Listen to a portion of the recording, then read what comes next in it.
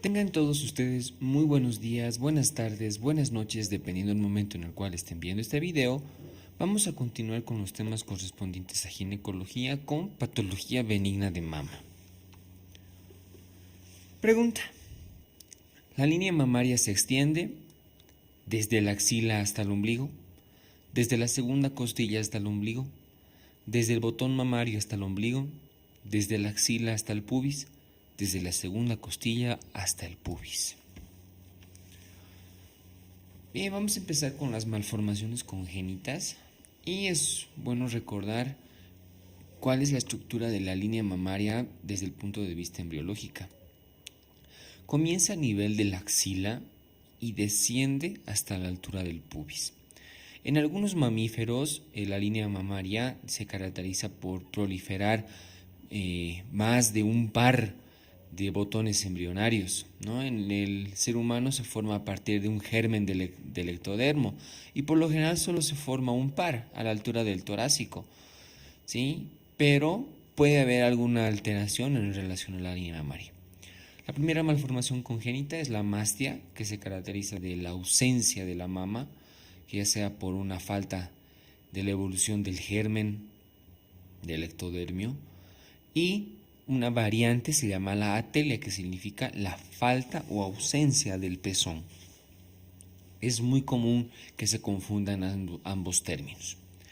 Luego tenemos la hipotrofia, que ya sea por un bajo efecto hormonal, hace que la glándula mamaria no desarrolle como tendría que hacerlo o se presenta un buen retraso en la adolescente. Tenemos la polimastia, que también se confunde como politelia. La polimastia es la presencia de una glándula mamaria supernumeraria, que puede ser por lo general una y es la más frecuente la axilar, pero puede presentarse en cualquiera de las regiones de la línea mamaria.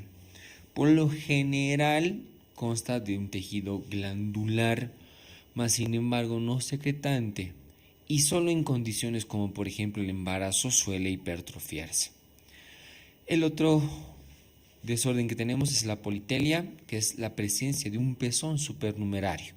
Este es más frecuente que la polimastia. Pocas veces tiene actividad hormonal, ¿no? Igual en los procesos de embarazo puede presentar ligera secreción lactífera, pero por lo general suelen ser sin ninguna molestia. El tratamiento de elección es quirúrgico para ambos, más desde el punto de vista estético. Y otro defecto de las malformaciones congénitas es la hipertrofia. En el periodo infantil se puede adelantar con una pseudo pubertad precoz y el seno desarrolla antes de lo que debería desarrollarse. En la adolescencia se presenta un sobredesarrollo de la glándula mamaria, ¿no? Las jovencitas tienden a sentirse, como quien dice, vistas, se sienten mal por el subdesarrollo de la mama y del mismo modo el tratamiento suele ser quirúrgico. Y en el embarazo igual se presenta una hipertrofia por la lactancia, ¿no? Este puede ser fisiológico o si es que ya está hipertrofiado hay una superhipertrofia del seno. Bien, pasamos ahora sí a las lesiones entre comillas benignas y el primero es la mastitis aguda, que ya tiene su connotación con puerperio patológico, puesto de que es prácticamente una de las situaciones propias de la lactancia, ¿no? Se pueden formar tres tipos de absceso: el subareolar, que es más o menos como el intraglandular, es que ya se ramifica en relación a la glándula mamaria, o el retromamario o retroareolar también como se llama, y produce un absceso en botón de camisa. Sabemos bastante bien que el Staphylococcus aureus es el principal germen causante de la mastitis, aunque no se descarte algún estreptococo o un neumococo que por entrada de una fisura en el pezón pueda irradiarse en toda la trompa, en todo el seno. Los síntomas por lo general son agudos, con dolor, calor, rubor. Muchas veces el absceso puede drenarse por el mismo pezón. Sí, y el tratamiento de elección es antibiótico-terapia y en lo general al absceso es realizar el drenaje. Una variante de la mastitis aguda es la mastitis crónica, la cual este absceso puede drenarse o puede encapsularse y puede estar así durante mucho mayor tiempo. El tratamiento de elección es igual mediante drenaje quirúrgico. Tenemos otra variante de los procesos infecciosos que es la galactoforitis crónica, que se produce por una ectasia del conducto galactóforo o es una complicación de la ectasia, es decir, del cierre del conducto galactóforo. Más sin embargo, a diferencia de la mastitis, no se produce en periodo de gestación. Se produce un derrame por el pezón, no con las características lactíferas, sino puede ser un derrame medio ceroso o algunas veces sanguinolento, que será rojo vivo cuando es un proceso cercano a la areola y un proceso y un derrame más oscuro cuando son de zonas más alejadas. Pueden tener aperturas de salida alrededor del pezón y por eso se le ha denominado comedomastitis, ¿no? Porque es muy similar a los comedones que salen en la piel, ¿sí? Y su diagnóstico diferencial es también con la hipertrofia de las glándulas de Montgomery. En la citología no va a demostrar datos malignos, va a demostrar una proliferación del epitelio de los conductos y puede haber tejido inflamatorio. En la mamografía se ve claramente los signos correspondientes a un edema de los conductos galactóforos. Y en la microscopía se puede ver una inflamación linfoplasmocitaria. Es por eso que también se la ha denominado una mastitis plasmocitaria. Tenemos también un grupo de las mastitis específicas. La tuberculosis de la mama es, en relación a la bibliografía, un proceso muy raro. En nuestro medio no es tan raro. Produce una fibrosis de la mama muy característica y el diagnóstico por lo general de elección siempre se hace con la biopsia, puesto que los signos radiológicos no demuestran alguna característica en especial. Y tenemos a la necrosis adiposa, que es la necrosis del tejido lipoideo, también se llamaba mastitis lipoidea, ¿no? Corresponde por lo general a un traumatismo. Y al que corresponde a un traumatismo, por lo general, los traumatismos suelen ser espontáneos, suelen no tener una causa directa. O algunas veces puede ser directa cuando es posterior a un tratamiento quirúrgico. ¿No? Se caracteriza por tener un nódulo que puede simular al tejido lipoideo, ¿no? A grasa. Y por lo general el diagnóstico se realiza con la mamografía. Respondiendo a la pregunta, la línea mamaria se extiende desde la axila hasta el pubis, ¿no? Es importante para tener en cuenta todas las malformaciones congénitas. Otra pregunta. La variante del fibradenoma que puede llegar a crecer hasta 20 centímetros corresponde a papiloma intraductal, adenoma del pezón, amartoma, tumor filoides o ninguna de las anteriores. Bien, vamos a hacer la clasificación de los tumores benignos en general, ¿no? Que tenemos epiteliales, como son el adenoma tubular, papiloma intraductal, el adenoma del pezón, los mesenquimáticos, el fibroma y el lipoma, y los mixtos, que es el fibradenoma. Este es el más común de todos los tumores benignos y lo desglosamos ahora, ¿no? Como lo había dicho, es el más frecuente y además también es un tumor benigno. Por lo general se encuentra en pacientes jóvenes, entre 15 a 30 años. Dentro de los síntomas, pues no presentan una sintomatología importante, salvo la presencia de una nodulación, que por lo general tiene tamaño corto, ¿no? Puede ser máximo 3 centímetros, es rara la vez que presenta un tamaño más consistente. Dentro de la patología se puede denotar dos perspectivas, un fibradenoma intracanalicular y un fibradenoma pseudo intracanalicular. ¿no?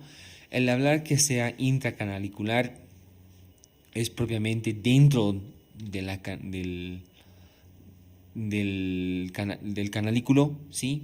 Y cuando es pseudo, quiere decir que está más o menos en relación a la periferia. Se denomina al tumor filoides como una de las variantes del fibroadenoma pseudo intracanalicular que tiene su connotación diferente, la vamos a ver luego. Y el diagnóstico por lo general siempre se realiza con una biopsia excisional. ¿Qué significa excisional? Que se encarga de extirpar toda la nodulación. En algunos tumores especialmente en aquellos que se sospecha de malignidad, muchas veces no se hace una biopsia excisional, sino una incisional, que se caracteriza solo por tomar una parte del tumor. Otro de los tumores benignos frecuentes es el papiloma intraductal, ¿no? Como su nombre lo dice, es una proliferación, un tumor microscópico que se localiza, dentro del canalículo, ¿sí? Y tiene un revestimiento papilomatoso, por eso se llama papiloma intraductal. Es también un proceso benigno. La sinosintomatología más importante es el derrame por el pezón. Muy rara vez hay la presencia de una nodulación que pueda ser palpable. Sí, las pacientes vienen más por el derrame, que por lo general es de un aspecto seroso. Al igual que la galactoferitis, algunas veces puede tener algún contenido hemático. Por la proximidad será rojo rutilante o será rojo oscuro si es lejano. La citología no va a demostrar datos de atipia, va a mostrar simplemente datos papilomatosos, células epiteliales del conducto. Algunas veces va a demostrar glóbulos blancos, glóbulos rojos, ¿sí? En la patología vamos a tener en cuenta que son unos microtumores blandos de consistencia friable y el diagnóstico se lo realiza mediante la biopsia. Tenemos algunos tumores del epitelio ya menos frecuentes, como el adenoma del pezón, que consiste en una proliferación papilomatosa muy similar al papiloma intraductal, pero este es exclusivo del pezón y muchas veces tiende inclusive a exteriorizarse. Presenta múltiples pedículos, a diferencia también del papiloma intraductal que solo presenta uno. Este más bien se agarra de varios pedículos, ¿sí? Y sí se puede sentir la presencia de un nódulo palpable, pequeño, muy correspondiente solamente al pezón. El diagnóstico también se lo realiza mediante la biopsia. También se pueden presentar adenoma tumular, muy raro encontrar, es una variante aparentemente del fibroadenoma, pero con una perspectiva más globular, o sea, más engloba tanto el canalículo como la periferia, y el amartoma, que es una variante igual de un tumor epitelial muy extraño. Por su connotación, puesto de que se considera una variante del tumor pseudo intracanalicular del fibroadenoma, es el tumor filoides. Mas sin embargo, este tumor puede llegar a tener un tamaño muy considerable, es lo que lo diferencia en relación al fibroadenoma, puesto que microscópicamente pueden llegar a tener la misma configuración. En relación a la clínica, vamos a ver claramente cómo el seno puede llegar a tener un tamaño hasta de 20 centímetros, edema, proliferación de la red venosa. Aquí sí hay la presencia de dolor, más por compresión. Si hiciéramos el estudio microscópico, podríamos encontrar tejido fibromixoide. La característica de este tumor es que es recidivante, ¿sí?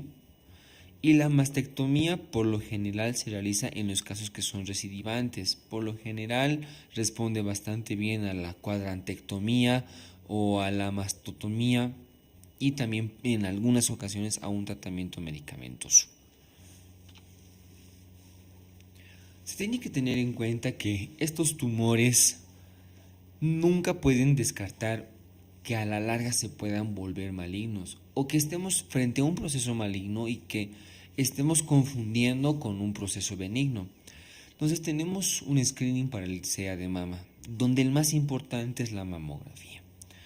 La mamografía se debe realizar en las pacientes mayores a 40 años y la frecuencia debería ser entre 12 a 36 meses, es decir, entre 1 a 3 años. Cada año de las pacientes mayores a 40 deberían realizarse una mamografía y este método ha disminuido considerablemente las tasas de CA de mama. Otro es el examen físico, con menor sensibilidad a la mamografía y también mucho interfiere en la pericia del médico que está haciendo el examen. Esta es la técnica correcta con 3 dedos, dice la literatura, para tener un mejor esquema de la mama y poder palpar inclusive hasta tumores de 0.5 centímetros. Y otro es el autoexamen mamario, que tiene mucha difusión, mucha publicidad. No hay un ensayo clínico aleatorizado, un metaanálisis que hable sobre los beneficios, pero es evidentemente la paciente la primera en que nos puede avisar si hay la presencia de una nodulación que muchas veces puede ser asintomática o pasar inadvertida. Respondiendo a la pregunta, la variante del fibroadenoma que pueda llegar a crecer hasta 20 centímetros corresponde a tumor filoides. Tenemos un grupo de patología mamaria que no necesariamente es de tipo tumoral, sí, pero también son dentro de las consideradas lesiones benignas y se llama la displasia mamaria, dentro de las cuales tenemos 3 perspectivas: la displasia fibrosa o también llamado mastodinia, displasia fibroepitelial o displasia fibroquística o enfermedad quística mamaria. Estas 3 perspectivas, estas 3 displasias corresponden a un trastorno hormonal. Por lo tanto, es importante la participación de los estrógenos y de la prolactina en relación a la fisiopatología de estos. Cabe recalcar que la displasia mamaria se presenta después más o menos desde los 15 años, es decir, desde la menarca, por la participación de los estrógenos y disminuye su frecuencia una vez que se ha instalado la menopausia. Recordar que las insuficiencias hepáticas provocan un estado hipoestrogénico y pueden también ser causa de las displasias. Y el estrés también se ha demostrado que tiene una connotación importante desde el punto de vista hormonal que pueda provocar la displasia. ¿No? Relación a la prolactina, por el síndrome de ovario poliquístico ya sabemos que la prolactina puede llevar a un estado de hipoestrogenismo, ¿sí? Y esto condicionar también la presencia de la displasia. Tenemos actualmente una nueva clasificación para las alteraciones benignas de mama que engloba todos estos procesos que hemos hablado, ¿no? Entonces, dentro del grupo puede ser un proceso normal, un desarrollo, cambios cíclicos, la involución, la ectasia ductal y la hiperplasia, ¿no? Donde los procesos normales dentro del desarrollo será un desarrollo lobular o un desarrollo estromal, los cambios cíclicos dependiendo de la actividad hormonal, o se puede producir una displasia con mastalgia cíclica, ¿sí? La involución puede ser ductal o puede haber una involución por actividad perimenopáusica. Ya en la aberración vamos a encontrar el fibroadenoma y la hipertrofia juvenil. En los cambios cíclicos puede haber una mastalgia de moderada e intensa, ¿no? Puede haber nodularidad localizada o generalizada. La involución ductal puede haber de macroquistes, microquistes, adenosis, la ectasia ductal o la retracción del pezón, y puede haber hiperplasia sin atipia. Dentro ya de la enfermedad como tal puede haber la presencia de fibroadenoma gigante o también tumor filoides, mastitis periductal e hiperplasia atípica. Una vez hecha la clasificación, recalcar que la displasia fibrosa o también llamada mastodinia, la única sintomatología presente es simplemente el dolor. Por eso también se llama mastodinia, el dolor del seno, que por lo general ocurre en el síndrome premenstrual. Y no hay datos muy sugerentes en la mamografía, tampoco en la ecografía, basta simplemente en la clínica para saber. En la displasia fibroepitelial sí puede haber la presencia de pequeñas nodulaciones que pueden ser percibidas en una ecografía en especial, no tanto en un proceso radiográfico. Y la displasia fibroquística ya se caracteriza por tener nodulaciones, que estas no suelen ser grandes, suelen ser raras veces múltiples y se suelen localizar en los cuadrantes superoexternos. Bueno, se ha también postulado el tratamiento mediante hormonoterapia. Sabemos bastante bien que los gestágenos son muy buenos para el cuidado del endometrio y también algunas veces pueden ayudarnos con los tumores benignos de mama. De los más utilizados, la hidroximedroxiprogesterona y la noretisterona. Recordar que no lo damos en tumores hormonodependientes y una connotación especial también es que puede producir alteración menstrual, ¿no? Sabemos bastante bien por sangrado uterino anormal que los gestágenos pueden producir sangrados uterinos. Danazol es una buena perspectiva hormonoterapia, más sin embargo no tiene una connotación muy especial. La bromocriptina sabemos bastante bien que es un agente dopaminérgico que corta la lactancia, pero trae muchos efectos adversos, por lo cual ya no se utiliza mucho. Dentro de los antiestrogénicos, el más importante es el tamoxifeno. Ya habíamos hablado que esta droga es muy importante, más sin embargo, como efecto rebote puede provocar hiperplasias endometriales, por ende también puede provocar cáncer endometrial. Y un tratamiento no hormonal que se utiliza a frecuencias son las vitaminas A y E.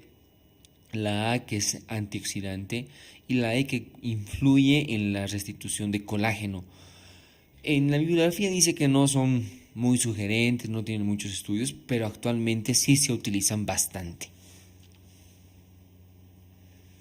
Una variante también de la patología benigna de ovario es el derrame por el pezón, ¿sí? Que puede presentarse por ectasia de conductos, galactoforitis, procesos displásicos, especialmente los de epitelial, y los papilomas intracanaliculares dentro de los procesos benignos, y el carcinoma también tiene derrame por el pezón, pero este ya es tipo maligno.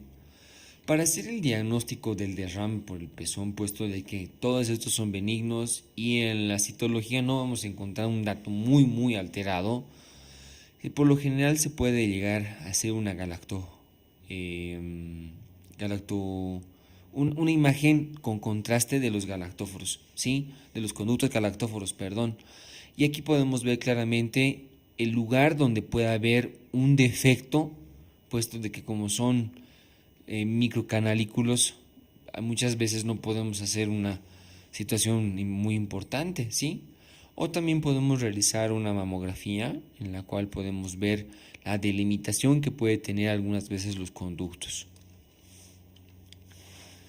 Respecto a otras técnicas de estudio que podemos realizar, puesto de que el tratamiento de elección suele ser quirúrgico, o podemos también utilizar tratamiento médico. Pero si es recidivante, tenemos unas técnicas de estudio para estudiar los conductos. El primero es la técnica de Sandblom, que consiste en introducir una aguja o un conducto con una sonda nasolagrimal en el seno para tratar de inyectar un método de contraste y poder evidenciar dónde está el defecto. La técnica de Weinbach es igual muy similar, solo que se diferencia en la Sandblom en que acá una vez terminada se apertura el seno para tratar de encontrar con la tinción dónde está el lugar, se retira el canalículo alterado y se cierra. Pero en la de Weinbach se hace un colgajo. Tenemos la técnica de Udair Urban, que se caracteriza por hacer una incisión y tratar de sacar todos los conductos galactóforos, o también se puede realizar una mastotomía, es decir, retirar el pezón y la areola en el seno. Para terminar, vamos a hacer un pequeño caso clínico, ¿no? Paciente de 36 años de edad acude a la consulta ginecológica refiriendo que desde hace 6 meses presenta una leve nodulación en el seno derecho, no dolorosa la palpación, y no denotó crecimiento del mismo. Al examen físico destaca tumor de 2 centímetros aproximadamente en cuadrante superexterno, móvil, no doloroso, no adherido a planos profundos, no se palpan adenopatías y del mismo modo no se evidencia secreción por el pezón. Pregunta: ante el caso propuesto, señale la relación más probable. Tendríamos que pedirle a esta paciente mamografía, hacer tratamiento hormonal y realizar además mastectomía. Podemos realizar mamografía, tratamiento hormonal y biopsia excisional. Podemos realizar ecografía, tratamiento hormonal y mastectomía. Ecografía, tratamiento no hormonal y mastectomía, o ecografía, tratamiento no hormonal y biopsia excisional. El cuadro clínico, dado por la edad, las características y el hecho de que no hayan datos de malignidad, estamos frente a lo que es más común, o sea, un fibroadenoma. Por lo tanto, por la edad y todo lo demás, lo ideal sería realizar una ecografía, tratamiento no hormonal y una biopsia excisional. Bueno, muchísimas gracias. Me despido con una frase de Viktor Frankl, un escritor inglés, que dice: el hombre se autorrealiza en la misma medida en que se compromete al cumplimiento del sentido de su vida. Muchísimas gracias.